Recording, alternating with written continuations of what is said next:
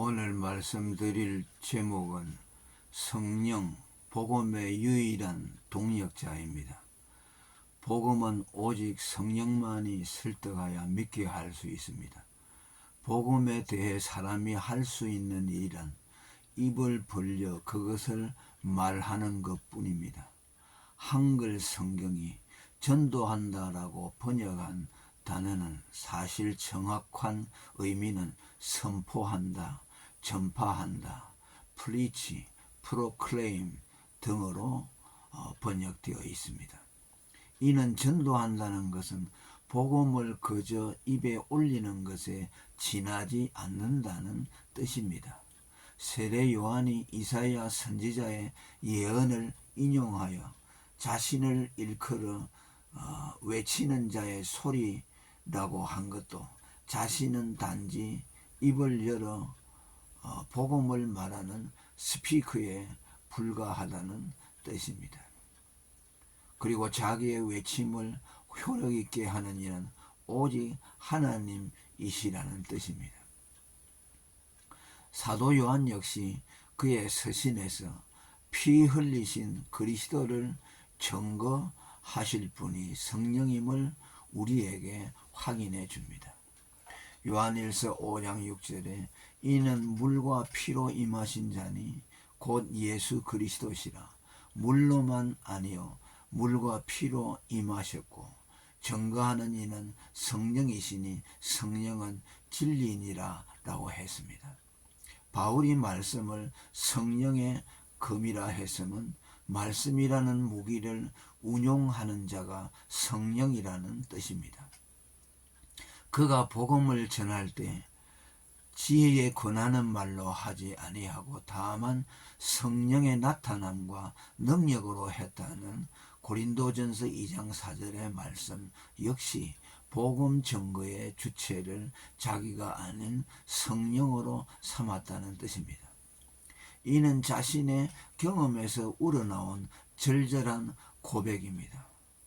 바울은 당대의 대학자요 변정가였으며 말쟁이라는 별명을 얻을 정도로 달변가였지만 아데네스의 변론 전도의 실패를 경험하곤 언변 중심의 전도 방식을 버리고 성령 의존적인 전도자가 되었습니다.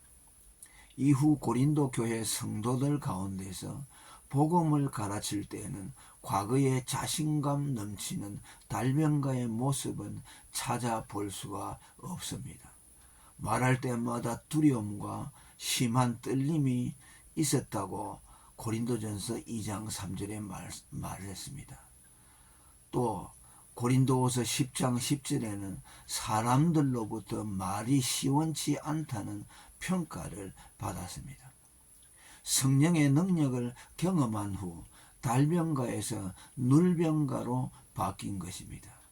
다시 말하지만 이는 그의 언어 감각이 무뎌지거나 구강 기능의 약화 때문이 아니라 성령 의존적인 신앙이 그의 전도 태도를 변모시킨 것입니다. 복음 전도자라면 너나 할 것 없이 지녀야 할 당연한 태도입니다.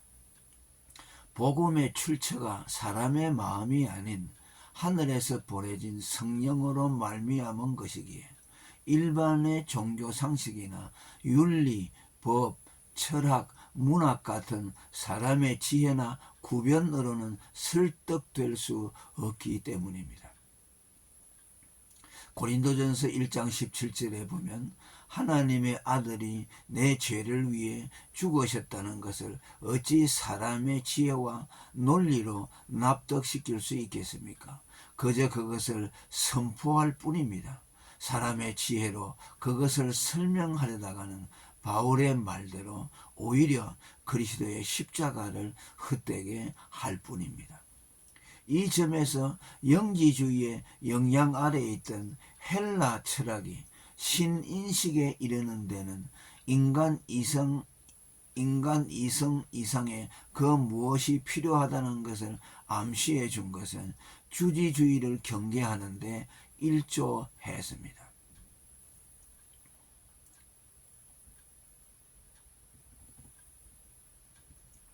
복음이 오직 성령의 설득에 의존된다는 것은 성령 강림 때까지 복음을 전하러 나가지 말라는 예수님의 명령에서도 확인됩니다. 사도행전 1장 4절에 기록되어 있습니다.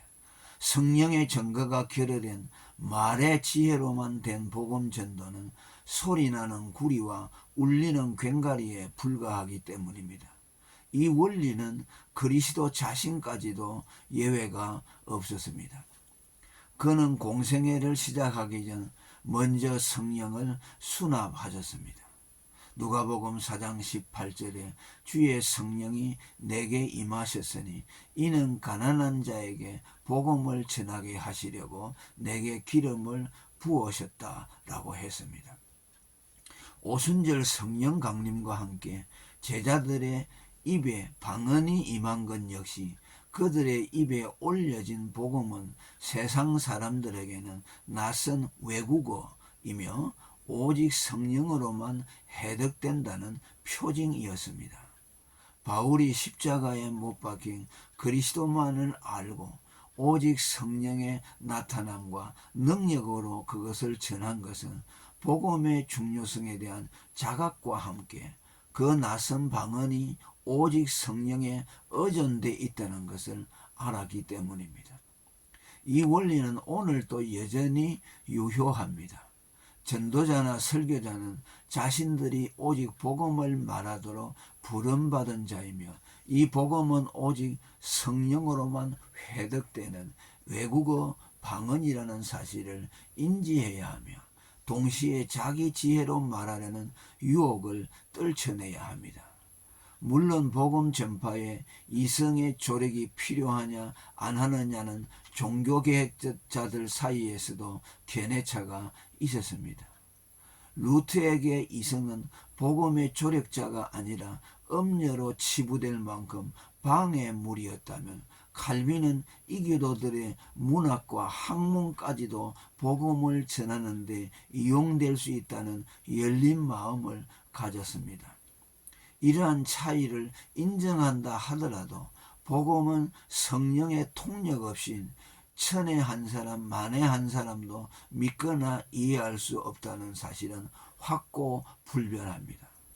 마지막으로 우리가 세상이 낯설어하는 방언 곧 십자가의 복음을 말해야 하는 이유는 십자가 복음만이 사람을 구원하는 능력이기 때문입니다.